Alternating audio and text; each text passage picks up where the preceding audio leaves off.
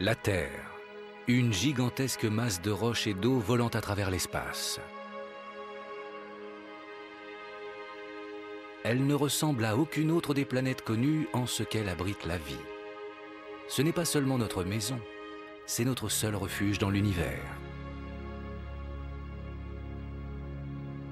Mais comment est-elle devenue ainsi? Quelles étranges forces de la nature ont créé cette planète qui vit et qui respire et dont nous dépendons tous?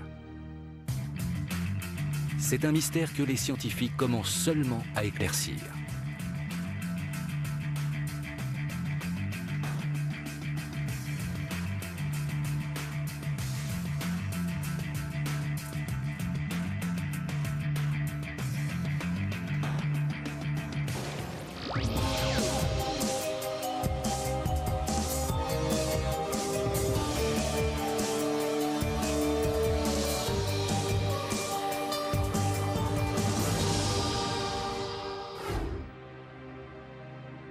Dans l'immensité du cosmos, nous ne connaissons qu'un seul endroit où puisse évoluer le genre humain. La Terre semble avoir été conçue pour nous.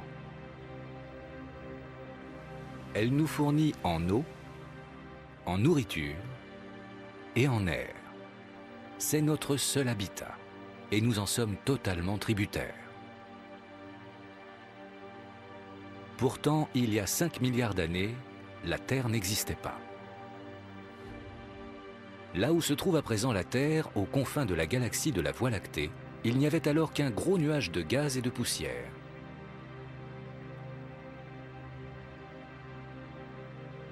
Voici l'incroyable histoire de la transformation d'un nuage de poussière en une planète habitée.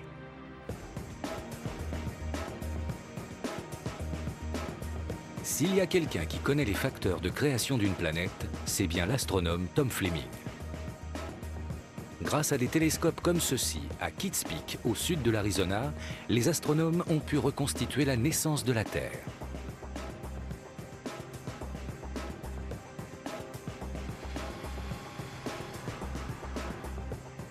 Tout a commencé avec un gros nuage de gaz et de poussière. Des petites particules de saleté, des grains de sable, de silicium. Les scientifiques appellent ces formations de poussière et de gaz des nuages moléculaires.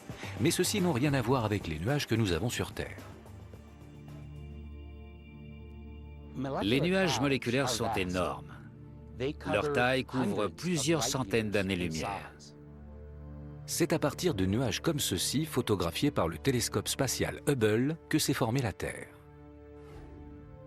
Les nuages sont constitués des débris de centaines d'étoiles mortes. Lorsque les étoiles des premières années de l'univers eurent brûlé tout leur combustible, elles explosèrent, répandant leurs cendres dans l'espace environnant.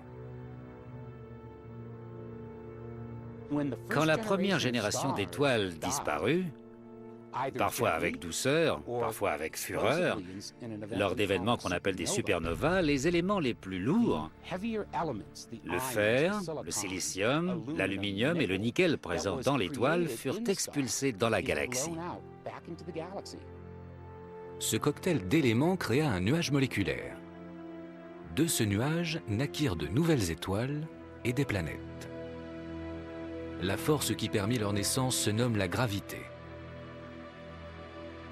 La même force qui attire les pommes vers la Terre attire également deux objets l'un vers l'autre dans l'espace.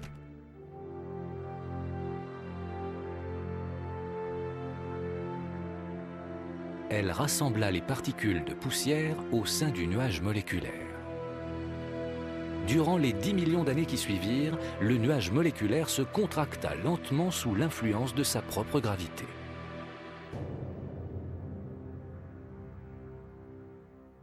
Alors que ce nuage de gaz se comprimait sous l'effet de la pesanteur pour devenir une étoile, quelque chose de très intéressant se produisit et je vais tenter de vous montrer ce qui est arrivé avec ces deux boules de plomb et ce plateau tournant. Donc je monte sur le plateau.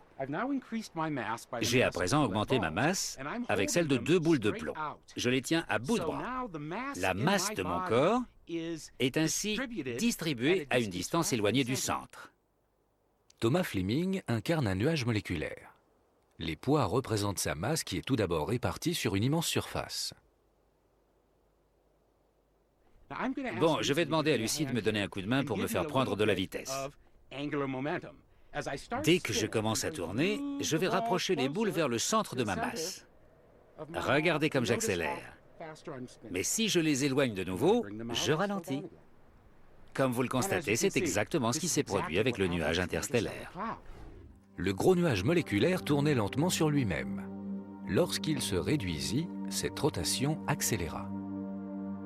Alors que le nuage se contractait, l'énergie des matériaux arrivant à toute vitesse de l'espace provoqua le réchauffement de son centre. Cette boule tournante devint notre Soleil. Le reste du nuage tournait si fort qu'il se répandit en un vaste disque de poussière et de gaz. C'est le berceau de la vie, la matière qui allait former la Terre et toutes les autres planètes.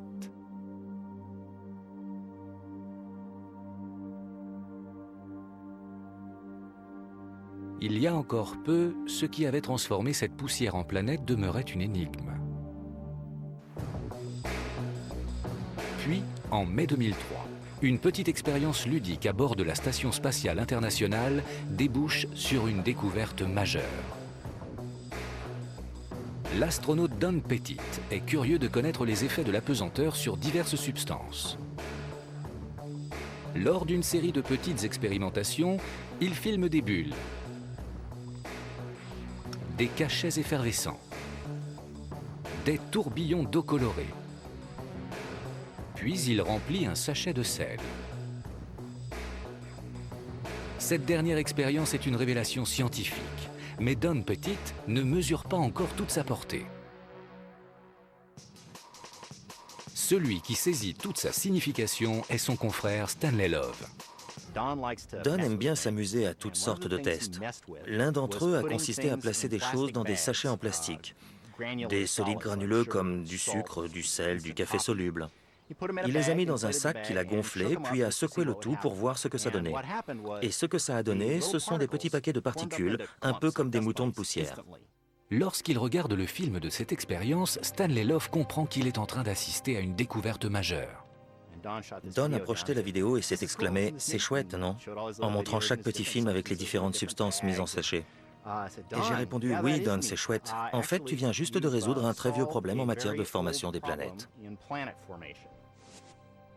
En apesanteur, les cristaux se comportent tout à fait différemment que sur Terre. Stanley Love identifie alors ce qui les colle ensemble.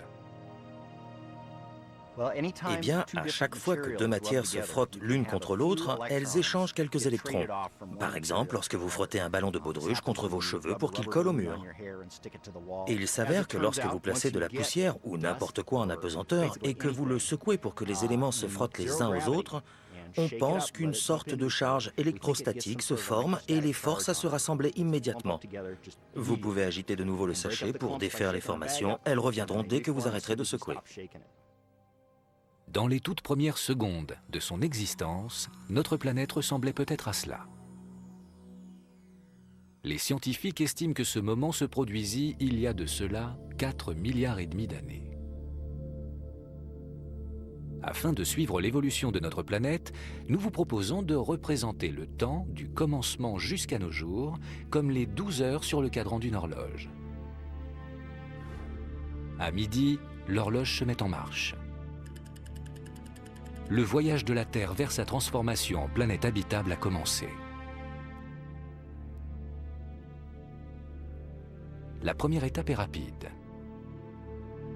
Dès que ces particules sont devenues des astres d'un diamètre d'environ 800 mètres, leur masse est si grande que leur pesanteur se met à attirer la matière du disque environnant. Tout comme des aspirateurs géants, ils tournent autour du Soleil en absorbant la matière du disque jusqu'à ce qu'il ne reste plus rien.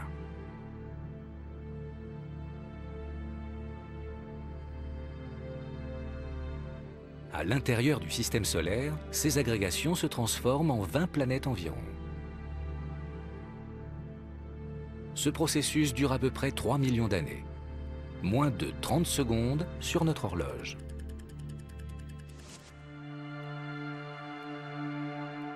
La prochaine étape dans l'évolution de la Terre est d'une violence extrême.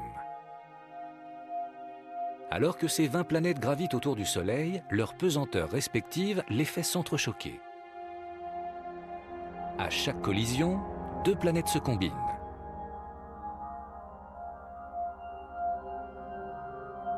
Avec le temps, ces collisions réduisent le système solaire interne à quelques planètes, dont Vénus, Mercure, Mars et la Terre. Les astronomes estiment que la Terre atteignit ce stade en 30 millions d'années environ. À présent, 5 minutes de notre histoire se sont écoulées. À quoi ressemblait notre planète à ses débuts? Que serait-il arrivé si un humain y avait atterri? L'énergie née de la collision avec les autres planètes rend la Terre extrêmement chaude. À environ 5000 degrés Celsius, sa température est 5 fois plus élevée que dans un incinérateur. Un être humain disparaîtrait aussitôt dans un nuage de vapeur et de cendres.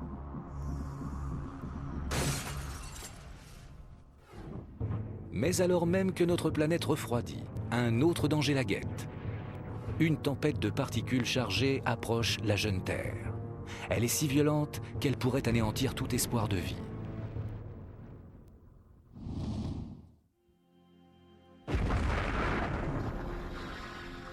Il y a 4,5 milliards d'années, un nuage de poussière géant se comprime pour former notre système solaire. Le Soleil, les planètes et la Terre. Mais alors que la Terre tout juste créée commence à refroidir, elle fait face à l'une des plus grandes menaces de son existence. Un ouragan de particules mortelles venues du Soleil. Boulder, dans le Colorado. Au centre de l'environnement spatial, des météorologistes suivent l'évolution des tempêtes solaires. C'est le climat le plus extrême que l'on connaisse. Là-bas, une brise légère souffle à 320 km/s. Une basse température dépasse les 4000 degrés Celsius. Une surveillance continue s'impose puisque les tempêtes solaires nous affectent aussi sur Terre. Le spatiologue Rodney Virek sait combien le Soleil peut être dangereux. Le Soleil n'est qu'une grande explosion. Et de cette explosion s'échappent des particules énergétiques. Ces particules constituent le vent solaire. Elles se dirigent vers la Terre à une vitesse pouvant atteindre 1,5 million de km/h. Si le vent solaire souffle trop fort, il peut tuer. Nous observons le Soleil et lorsque nous repérons quelque chose susceptible de produire un incident impliquant des particules énergétiques sur Terre, nous le signalons aux astronautes, voire même aux compagnies aériennes. Les particules chargées du vent solaire représentent une forme de radiation pouvant entraîner des lésions fatales sur les cellules vivantes. Une forte tempête solaire pourrait tuer un astronaute dans l'espace. Mais le vent solaire peut aussi avoir un effet dévastateur sur les planètes.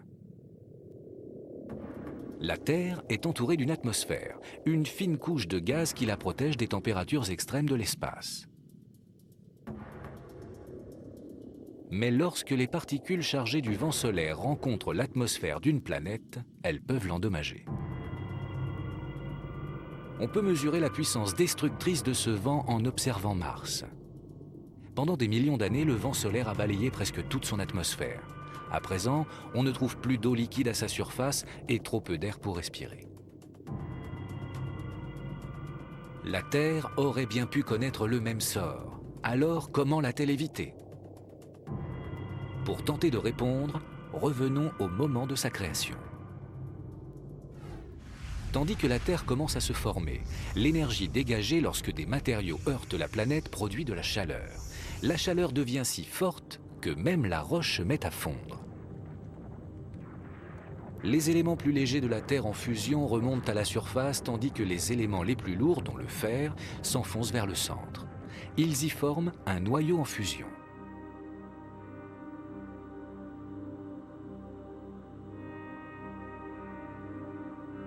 C'est ce noyau de fer qui nous protège des effets meurtriers des rayons du Soleil.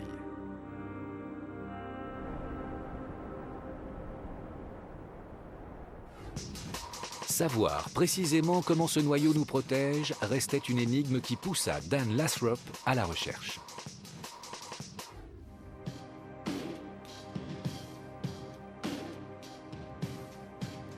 Dans son laboratoire de l'Université du Maryland, il fait tourner un modèle réduit du noyau afin d'observer son comportement. Le noyau terrestre possède une action dynamo-électrique qui produit un champ magnétique.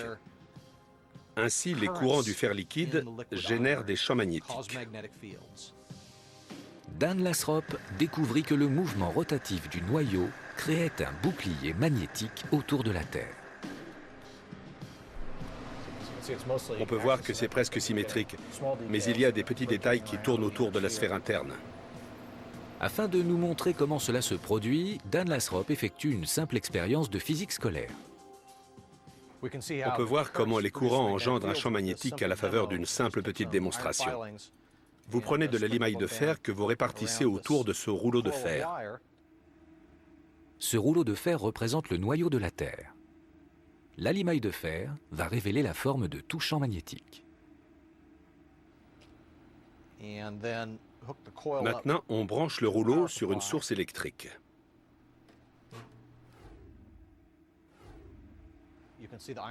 On peut voir que la limaille de fer s'aligne avec le champ magnétique. Les lignes du champ magnétique passent à travers le centre et s'enroulent aux extrémités.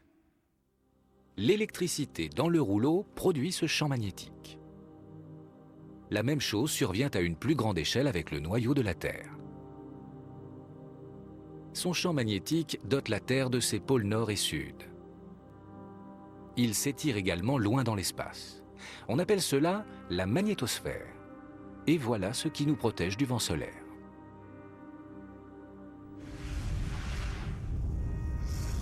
Lorsque des particules solaires volent vers la Terre, la magnétosphère bloque leur passage. Celles qui parviennent à passer sont déviées vers les pôles.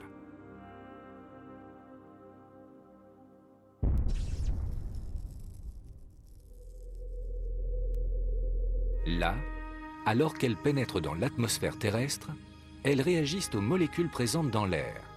De cette réaction naissent des phénomènes lumineux. Les aurores boréales.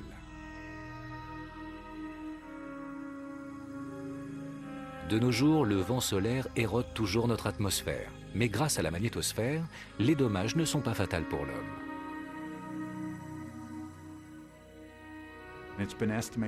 On estime qu'entre 2 et 5 kilos de notre atmosphère sont emportés par le vent solaire chaque seconde. Heureusement pour nous, même à ce rythme, le temps qu'il faudrait pour épuiser notre atmosphère représente plusieurs fois la vie du Soleil.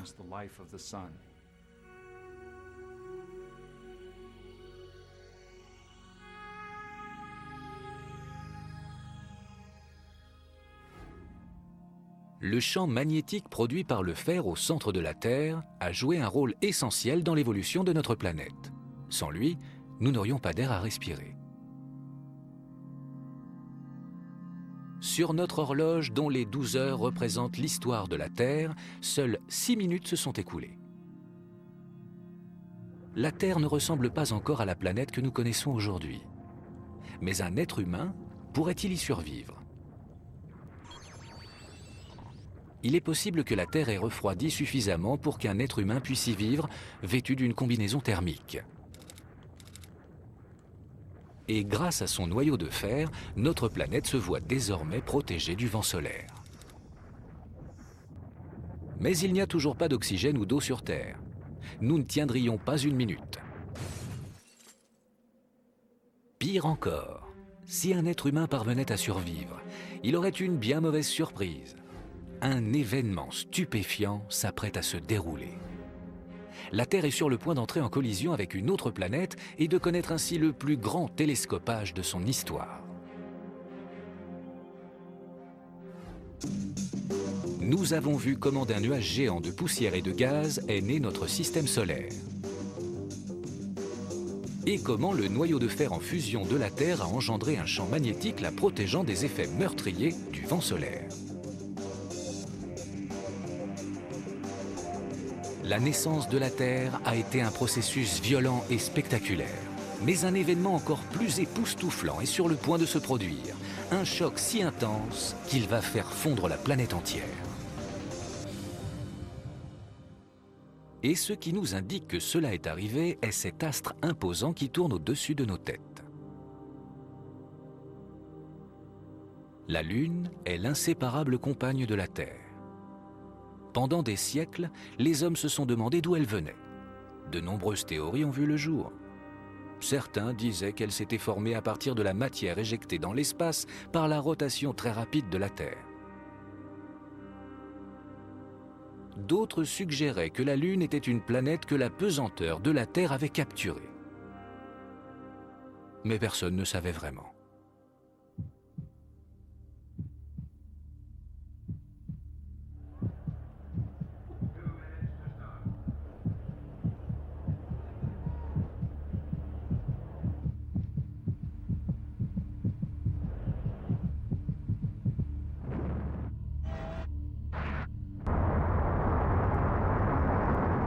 En 1963, les États-Unis lancent le programme Apollo. Une des missions vise à découvrir comment la Lune s'est formée. Allô Houston, Sweet 16 est arrivé. OK. Paré pour l'alunissage. À 3. Paré pour le contact. Contact. Wow, fantastique!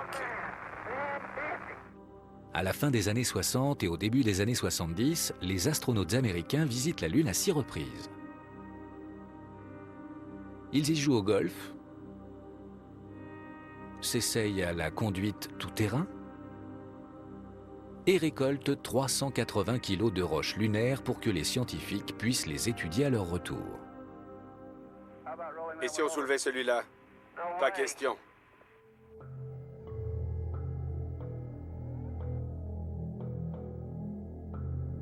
Les morceaux ramenés sur Terre révèlent quelque chose d'étrange. Lorsque les scientifiques les examinent, ils constatent qu'ils sont très secs, comme s'ils avaient été chauffés. C'est déconcertant. Il faut à présent que les théories sur la formation de la Lune expliquent ce mystère. Dans les années 90, la planétologue Robin Canup décide de mettre à l'essai une théorie inédite. Au moyen d'une simulation informatique, elle reproduit ce qui arriverait si la Terre venait à heurter une autre planète. Les résultats parlent d'eux-mêmes. Voici la simulation d'un impact avec une planète d'une taille à peu près équivalente à celle de Mars. La voilà en haut à droite, qui entre en collision avec la jeune prototerre, représentée par cet objet. Donc l'autre planète vient heurter la Terre à un angle très oblique, à environ 45 degrés. Vous voyez ce long bras de matière juste ici. C'est cette fameuse planète, elle s'est étirée et déformée sous l'impact. Il y a un agrégat interne que l'on voit juste là, qui va de nouveau heurter la Terre.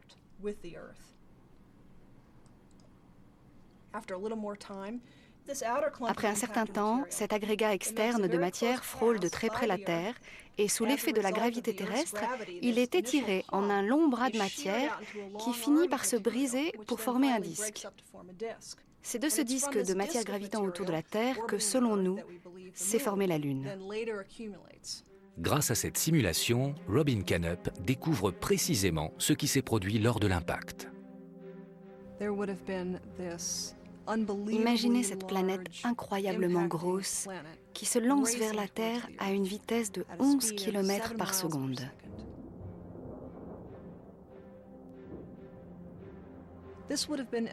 C'était un objet énorme, une planète mesurant la moitié de la Terre elle-même.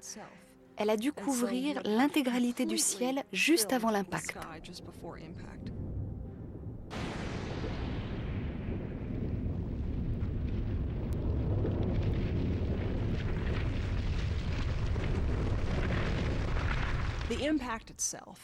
Le choc ainsi provoqué constitue un incroyable événement énergétique, dégageant assez d'énergie pour faire fondre la Terre entière et vaporiser une part importante de la roche terrestre. Lorsque la planète touche la Terre, le coup porté projette de la matière dans l'espace. La plupart de ces débris restent en orbite sous la forme d'un large disque de roches et de poussière. Un agrégat de cette matière en rotation devient alors assez gros pour que sa pesanteur absorbe davantage de matière. C'est ce qui deviendra la Lune. À présent, 50 millions d'années se sont écoulées depuis le début de la formation de la Terre. Sur notre horloge, dont les 12 heures représentent son histoire, 8 minutes seulement ont passé. À ce stade de son existence, la Terre semble bien différente de la planète que nous connaissons aujourd'hui. Après l'impact, le sol reste en fusion pendant des milliers d'années. Et la Lune est 15 fois plus proche de notre planète qu'aujourd'hui. Lorsque vous admirez aujourd'hui un clair de lune, alors imaginez un peu le spectacle à l'époque, quand la Lune était 15 fois plus grosse que ce que l'on voit maintenant. L'impact avec l'autre planète et la formation de la Lune constituent deux événements clés dans l'élaboration d'une planète vivable.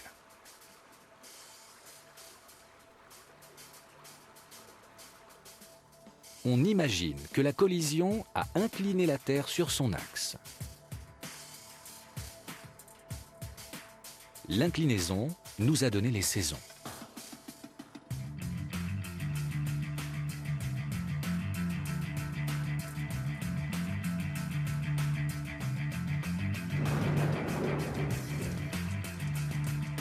Grâce à cette inclinaison, le climat terrestre se modifie graduellement tout au long de l'année.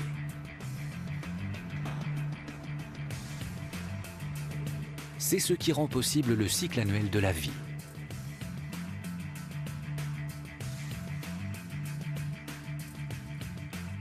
La vie aurait pu se développer sur Terre sans ces saisons, mais cela aurait donné une planète bien différente de celle sur laquelle nous vivons.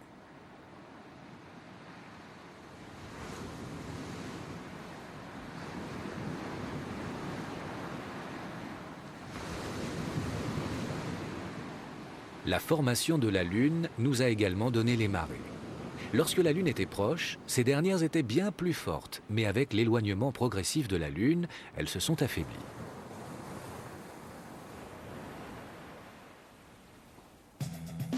Nous pensons aujourd'hui que la présence des océans va de soi, mais il y a 4,5 milliards d'années, ils n'existaient pas.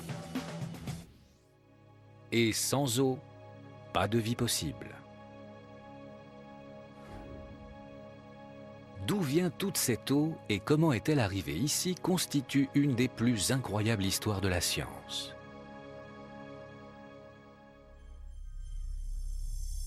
Comment la nature a-t-elle conçu une planète sur laquelle peuvent évoluer des êtres? Jusqu'à présent, nous avons vu comment la Terre est née d'un énorme nuage de poussière et de gaz. Son noyau de fer a créé un champ magnétique qui nous protège des particules meurtrières du vent solaire. La Terre a même survécu à une collision majeure avec une autre planète. Mais pour que la Terre abrite la vie, il lui faut de l'eau. L'apparition de cette eau représente un des grands mystères de la science.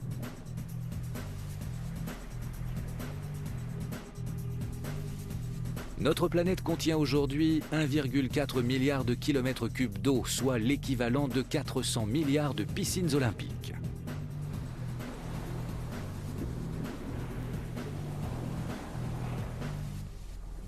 Pourtant, beaucoup d'astronomes pensent que si la jeune Terre contenait de l'eau, c'était en quantité infime.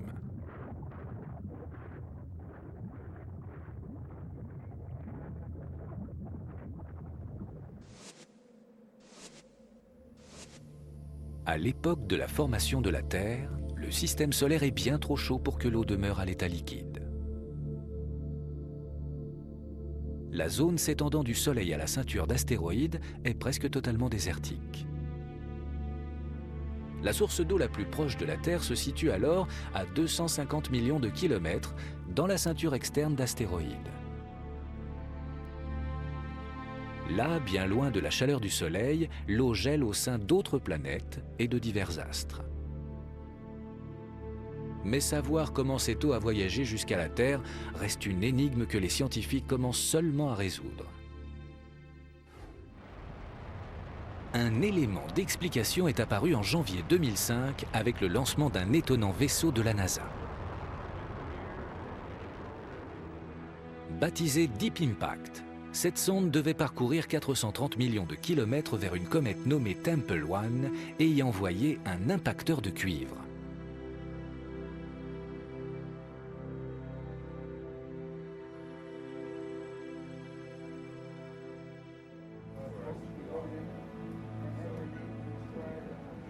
Cette mission avait pour but d'appréhender des astres parmi les plus mystérieux de notre système solaire.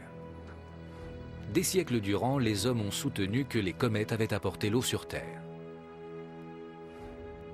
Quand ils regardaient la Lune, il leur semblait évident, vu ses cratères, que sa surface avait été bombardée par de larges objets.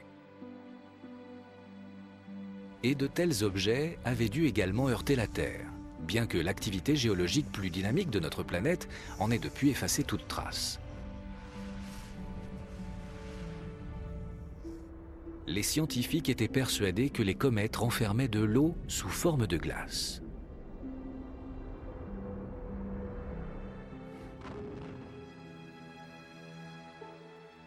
Ainsi, la mission de Deep Impact allait permettre pour la première fois de sonder leur contenu. Le matin du 4 juillet 2005, les scientifiques de la NASA attendent impatiemment tandis que l'impacteur se rapproche de la comète à la vitesse de 37 000 km/h.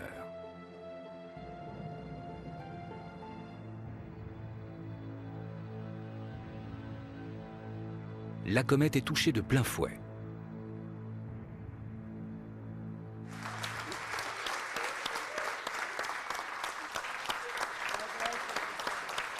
L'explosion est capturée par les télescopes du monde entier. L'analyse des débris confirme alors que les comètes contiennent des quantités d'eau non négligeables. Mais ces astres auraient-ils pu apporter l'eau sur Terre? À l'aide de radiotélescopes, les astronomes étudient le type d'eau contenue dans la traînée vaporeuse des comètes. Ils cherchent à savoir si cette eau est la même que sur Terre. À ce jour, les scientifiques n'ont analysé que 3 comètes, mais les résultats ne semblent pas corroborer la théorie avancée. L'eau contenue dans ces comètes n'est pas la même que celle de nos océans. La théorie des comètes n'est pas tout à fait morte, mais elle part quelque peu en fumée. À sa place, les chercheurs explorent une nouvelle idée passionnante.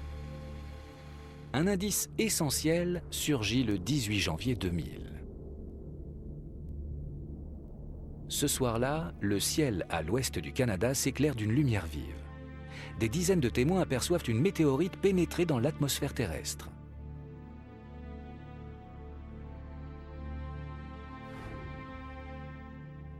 Quelques secondes plus tard, des photographes de la région prennent ces clichés de la traînée laissée dans son sillage.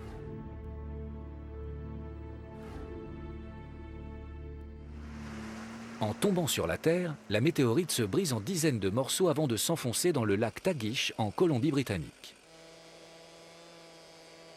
Il ne faut que quelques jours aux scientifiques pour arriver sur les lieux et en extraire les débris congelés. Les morceaux extirpés de la glace sont les mieux conservés de toutes les météorites retrouvées jusqu'alors. Un morceau intact est expédié au laboratoire de la NASA au centre spatial Johnson de Houston. Là, le spatiologue Michael Zolensky l'examine. Malgré son réchauffement dû à la friction lors de son entrée dans l'atmosphère, la météorite se révèle remarquablement bien conservée. Les météorites évoluent dans le froid de l'espace pendant des millions d'années. Elles sont donc vraiment glaciales. Lorsqu'elles entrent dans l'atmosphère à grande vitesse, elles deviennent en effet brûlantes en surface, mais elles ne se réchauffent que pendant quelques secondes. Pas assez pour que la chaleur ne pénètre au-delà de quelques millimètres. Cela signifie que lorsque les météorites atterrissent, elles refroidissent très rapidement.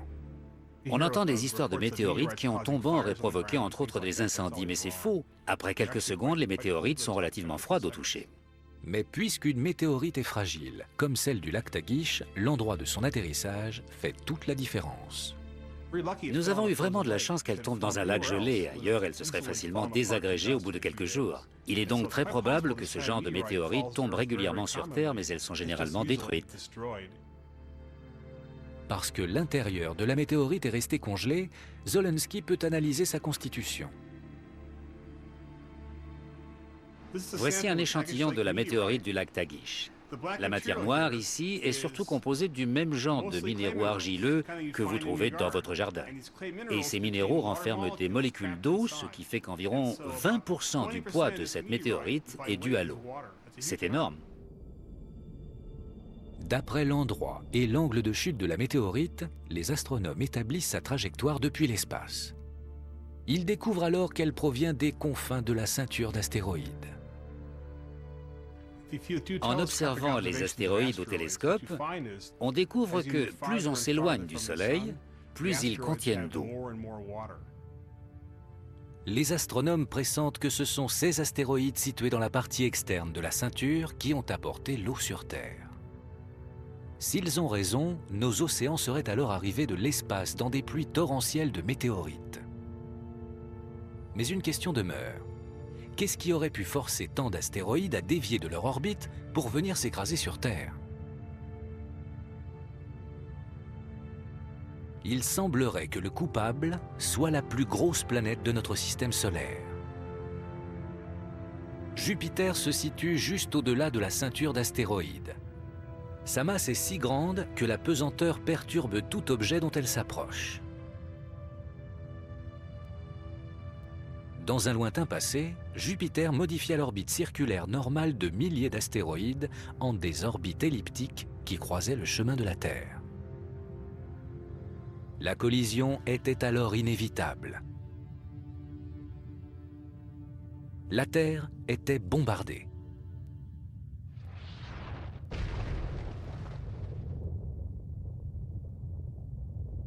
Lorsque les astéroïdes s'écrasent au sol, ils éclatent. L'eau qu'ils renferment s'échappe.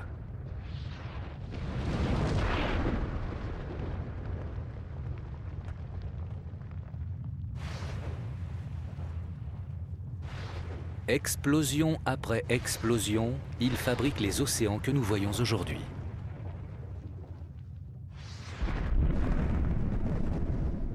Auparavant, les chercheurs pensaient qu'il avait fallu des centaines de millions d'années pour que la Terre recueille son eau. Mais des études récentes suggèrent que cette eau est arrivée très vite. Cette découverte provient des recherches menées par le géologue Stephen Moises. Dans son laboratoire de Boulder, dans le Colorado, Stephen Moises prit des pierres parmi les plus vieilles du monde et les réduisit en poudre. Il obtint de minuscules cristaux appelés zircons.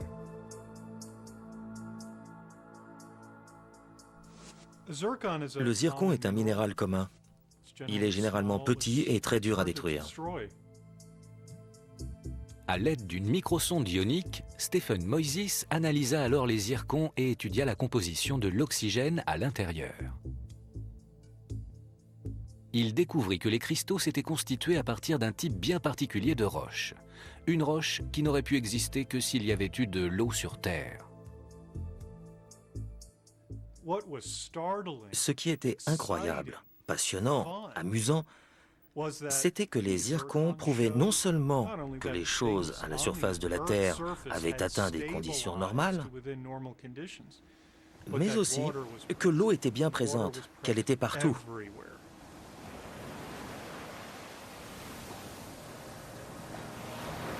Stephen Moises en déduisit que la période à laquelle la Terre avait acquis son eau remontait à la période de formation des zircons.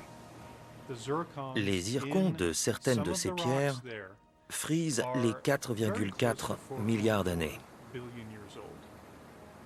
Cette découverte sous-entend que l'eau de la Terre est arrivée en moins de 150 millions d'années. Sur notre horloge, dont les 12 heures représentent l'histoire de la Terre, seules 25 minutes se sont écoulées depuis que la planète a débuté sa formation. À cette époque, la Terre n'a sûrement rien à voir avec celle d'aujourd'hui. La mer présente une forte teneur en fer, dont la majeure partie remonte du fond grâce à des évents hydrothermaux, et l'atmosphère est bien plus dense que maintenant. Un océan riche en fer nous serait apparu vert. Et une atmosphère plus dense aurait teinté le ciel en rouge.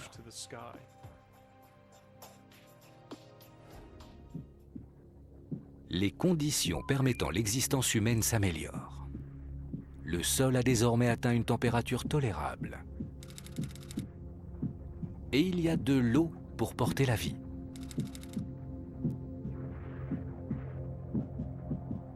Mais subsiste un épouvantable problème.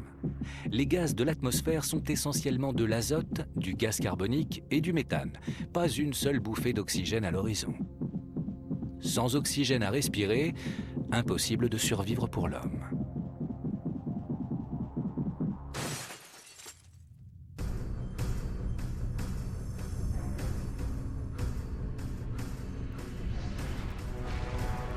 Dans les premières années de sa vie, la Terre subit une attaque extrêmement violente.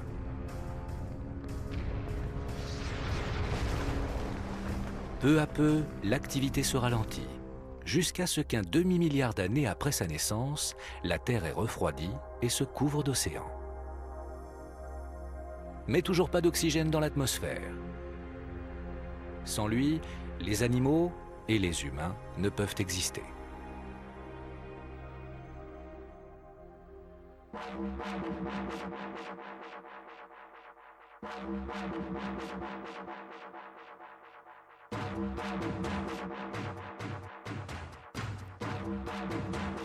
Un des chercheurs ayant étudié comment la Terre a acquis son oxygène est le géologue Martin van Kranendonk.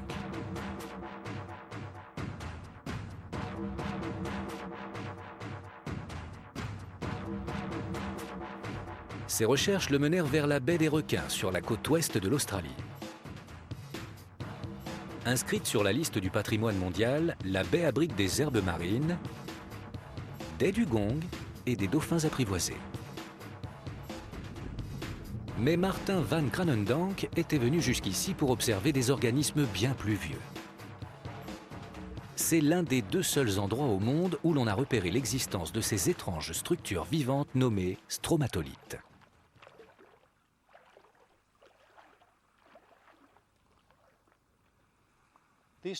Ces stromatolithes poussent ici depuis la fin de la période glaciaire, il y a environ 10 000 ans. Et à l'époque, le niveau des eaux était un peu plus élevé. Donc, ces structures ont pu atteindre la taille que vous voyez à présent.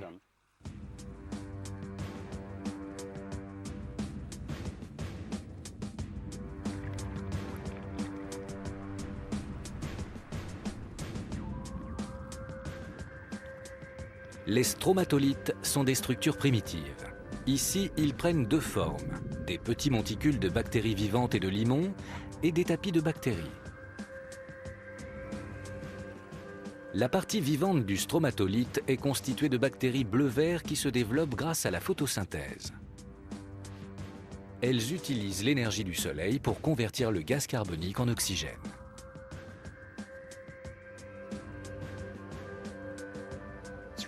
C'est véritablement grâce à ce processus d'émission d'oxygène que la Terre ressemble à ce qu'elle est aujourd'hui.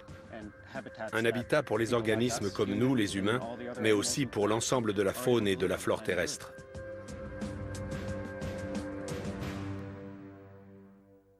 Ce qui convainquit Martin van Kranendonk que ces stromatolithes avaient créé l'oxygène de la Terre fut une remarquable découverte à 1600 km de là, dans une région reculée du nord de l'Australie. Voici le Pilbara, un des plus anciens paysages au monde. Si vous voulez savoir ce qui s'est passé sur Terre au début de son histoire, c'est ici qu'il faut venir. C'est vraiment comme si vous aviez voyagé dans une machine à remonter le temps jusqu'au commencement de la Terre. De marcher dans cet environnement si vieux, j'en avais la chair de poule. Ici, on peut encore observer les processus qui se sont déroulés 3,5 milliards d'années auparavant. Là, dans un endroit tenu secret afin de les préserver, se trouvent les plus vieux fossiles jamais découverts. Les ancêtres des stromatolithes de la baie des Requins. Ce qui est remarquable avec cet affleurement du Pilbara, c'est qu'il recèle le plus vieux témoignage de vie sur Terre. Nous sommes en train d'observer, là devant nous, nos arrière-arrière-arrière-arrière-arrière-arrière-grands-pères et grands-mères.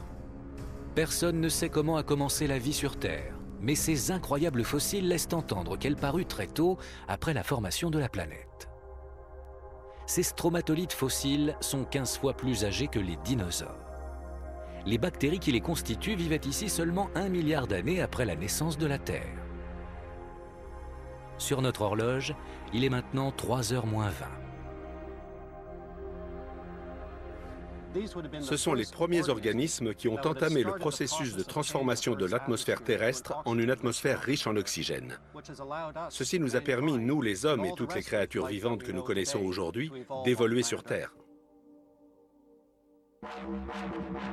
Si les stromatolites se trouvaient sur Terre il y a 3,5 milliards d'années, alors ils auraient dû augmenter la quantité d'oxygène dans l'air. Pourtant, cela ne semble pas le cas. 1 milliard d'années plus tard, le niveau d'oxygène dans l'atmosphère avait à peine changé. Ce qui est advenu de tout l'oxygène produit par les stromatolites peut s'observer à 480 km de là, dans une gorge au sein du parc national australien de Karijini. C'est dans ces roches que se cache la clé du mystère de l'oxygène disparu. Les géologues appellent ces roches des formations de fer rubané. Et ils pensent qu'elles doivent leur existence aux stromatolites. Eh bien, ces formations sont le produit d'un remarquable concours de circonstances dans l'histoire terrestre. Elles sont apparues il y a environ 2,5 milliards d'années, lorsque la Terre était encore toute jeune, et sont dues, c'est ce qu'on pense aujourd'hui, à l'action microbienne dans les océans d'alors. Les océans terrestres étaient alors remplis de fer. Comme les bactéries des stromatolites rejetaient de l'oxygène sous forme de bulles, ce gaz réagissait avec le fer dans l'eau. On peut voir ce qui s'est passé avec cette simple petite démonstration. Ce ballon d'eau contient du fer. Sa couleur est la même que celle des premiers océans terrestres. Cette pompe reproduit l'action d'un stromatolite qui rejette de l'oxygène. Dès que les bulles d'oxygène pénètrent dans l'eau, elles réagissent avec le fer pour former de l'oxyde de fer qui se précipite alors en rouille. Il y avait tant de fer dans l'eau des océans que durant plus d'1 milliard d'années, il absorba presque tout l'oxygène produit par les stromatolites. Quand la rouille se précipitait, elle retombait au fond des océans et se transformait alors en roche. On a estimé que dans l'ensemble du globe, ces roches ont accumulé plus de 20 fois la quantité d'oxygène qui se trouve dans l'atmosphère aujourd'hui. Et ces roches se sont formées incroyablement lentement. Sur notre horloge, dont les 12 heures représentent l'histoire de la Terre, nous constatons que notre planète s'est formée dans les 8 premières minutes. 25 minutes plus tard, elle a refroidi et recueilli de l'eau à sa surface. Mais il lui faudra encore 4h30 pour que la majeure partie du fer évacue les océans en se déposant dans ces roches. C'est seulement à partir de cet instant que le niveau d'oxygène dans l'atmosphère commence à augmenter. Cela s'est produit il y a environ 2,5 milliards d'années. Pendant encore 2 milliards d'années, l'oxygène continue sa progression jusqu'à ce que 500 millions d'années avant notre ère, il atteigne le niveau grâce auquel les animaux peuvent survivre. Notre planète est-elle alors prête pour porter la vie humaine ? La température a d'ores et déjà baissé. Il y a de l'eau pour boire et de l'air pour respirer. Si nous devions revenir à cette époque, nous pourrions certainement survivre. Dans notre histoire, 11 heures se sont maintenant écoulées. Mais la Terre a encore du chemin à faire avant que les premiers hommes marchent sur sa surface. À minuit moins 37, les dinosaures feront leur apparition. À minuit moins 10, une catastrophe les anéantira. Enfin, 19 secondes avant minuit, les premiers humains arriveront. Il aura fallu plus de 4 milliards d'années. Mais d'une vaste région de gaz et de poussière glacée, les forces de la nature ont créé le seul abri sûr de l'univers, notre maison, la Terre.